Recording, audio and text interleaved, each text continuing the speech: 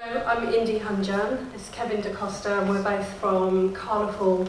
We're based in Birmingham, but we work all over the place with some really incredible people from all walks of life, across all art forms. So just a little bit about who we are, I suppose. So we are an organisation, as I said, called Carnival. We have done things such as develop festivals, and we have, for instance, have run the UK's largest hip-hop festival in the UK, and it was really interesting going through processes where communities, artistic communities, feel quite disconnected and they're quite disenfranchised. I really felt quite compelled that I wanted to work with two refugee charities based in the UK who are frontlining refugees, asylum seekers and displaced communities.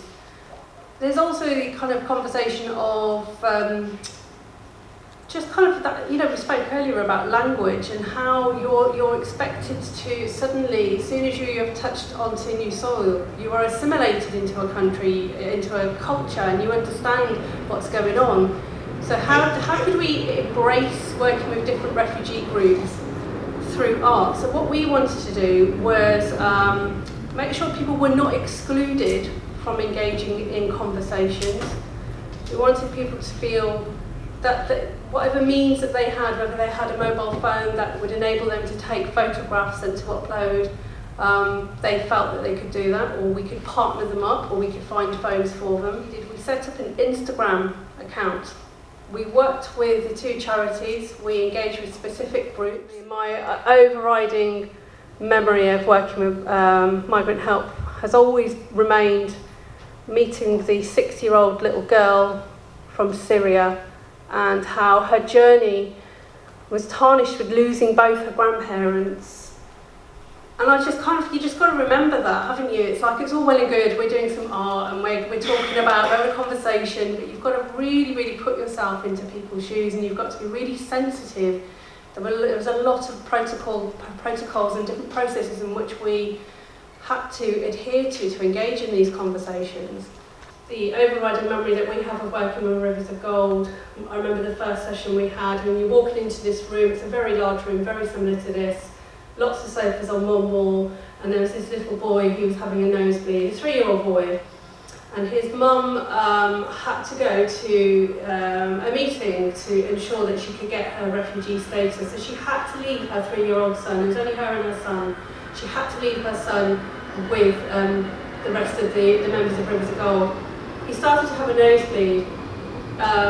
They had to call an ambulance. The paramedics arrived. They're treating the boy. And all of a sudden I couldn't understand why there was this hush in the room. And the hush was because there was this whisper going around, we have to say that the mother is at her hospital appointment and she will be back soon. Because if they had gotten wind that the child was here on his own, they would have taken the child from the mother. So again, this is happening in front of us. So how do you engage? How do you engage with those challenges? How do you communicate something artistic and fun and lovely for a project like this when it's such a disconnect? And that all came really through having lots and lots of conversations, spending lots of time. We were committed. We would go to sessions twice a week. At first, you can't really go, yeah, hey, we are here and we're doing this. We have to very much build the trust, get to understand the stories. Like I said, there was lots of protocol. We could never be on our own with refugees. There was lots of legal questions that we couldn't ask. So it was really challenging. There was lots of things that emerged. There was lots of things that came out of the conversations that was quite inspiring, actually. To talk about the fun and lovely things, yet they were just so personal and so triggering, and everybody got a sense of learning from one another as well. You've got to remember that these groups of people may not be around from one week to the next. So that sense of immediate connection with the group from one session to the next was just so visible. We're all in it together. Let's have the conversation, let's be in the moment and have that conversation. And what we wanted to do is encourage people to take pictures on their own and to upload onto the Instagram account that we had set up. And that in itself was a process. So having lots of workshops on how you do that. Is your phone compatible? If it is not, is this something you still want to do? And then we would pair people up with phones that were compatible, or we would find phones that they could use. Really simple projects where people will feel that they can, if they're here 1 week and they're engaging, that's great, but it's also a project that if they're not here the next week, they can still engage with it. So for us, the legacy of the project is it's still going. People are still uploading images, people are still engaging, people are still introducing themes.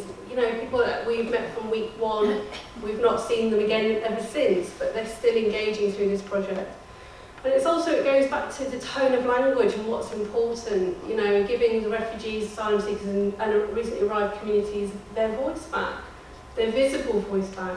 There are lots of people who just could not have their faces shown because they're going through court processes, or you know, their asylum was still being sought. So how else could you physically take a picture of somebody, well, you know, their back or their hands, or a piece of their clothing or their shoes? So something that was like really, really significant. Thank you.